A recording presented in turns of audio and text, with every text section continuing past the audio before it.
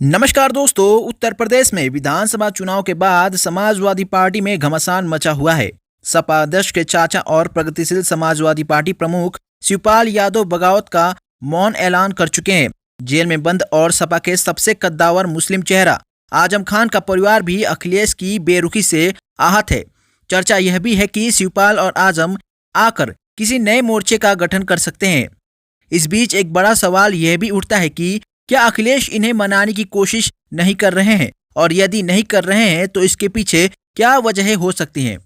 राजनीतिक जानकारों की माने तो समाजवादी पार्टी में भी कांग्रेस की तरह युवा बनाम प्रोर की एक जंग है। मुलायम सिंह यादव ने जब से सक्रिय राजनीति से दूरी बनाने की शुरुआत की, तभी से विरासत की यह जंग चल रही है। 2012 में सपा को पूर्ण बहुमत मिलने के बाद मुलायम सिंह यादव ने बेटे टीपू को अवध की गद्दी पर बिठा तो दिया, लेकिन यह एक ऐसे सुल्तान बने रहे जिनकी सेनापति और दीवान उनसे अधिक ताकतवर थे। इनमें शिवपाल और आजम खान भी शामिल थे। उस दौरान यह भी कहा जाता था कि यूपी में 4.5 सीएम हैं, जिनमें अखिलेश आधे ही थे। यूपी की राजनीति को करीब से देखने वाले वरिष्ठ पत्रकार और राजनीतिक शास्त्र के जानकार कहते हैं कि अखिलेश यादव लंबे समय से इन नेताओं की छाया से निकलने की कोशिश में है। यही वजह है कि हाल के विधानसभा चुनाव में उन्होंने नई सपा का नारा दिया था। हालांकि वह जनता को विश्वास नहीं दिला पाए, और यही वजह है कि प्रदर्शन में सुधार के बावजूद वह सत्ता से दूर रह गए। अब वह एक ऐसी सपा बनाना चाहते हैं जिसमें सिर्फ उनकी चले।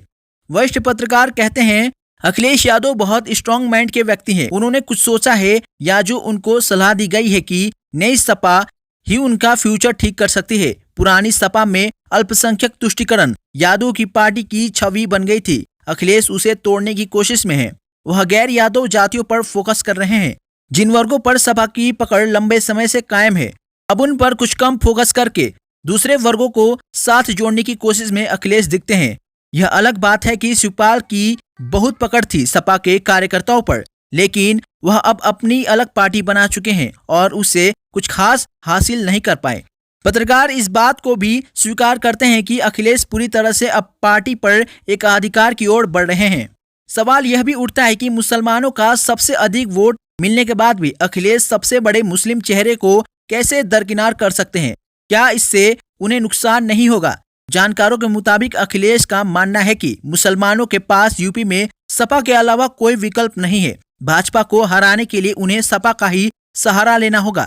जिस तरह बसपा के कमजोर पड़ने पर मुस्लिम वोटर्स ने हाथी की ओर रुख नहीं किया, अखिलेश को उम्मीद है कि आजम खान के अलग होने पर भी अल्पसंख्यक समुदाय सपा के पास ही रहेगा। पत्रकार से जब सवाल किया गया तो उन्होंने कहा कि अखिलेश यादव की नजर गैर यादव ओबीसी वोट बैंक की तरफ है। दूसरी तरफ वह पार्टी की छवि मुस्लिम परस्त नहीं रखना चाहते हैं। कहीं न कहीं आजम खान की छवि इसमें बाधक है।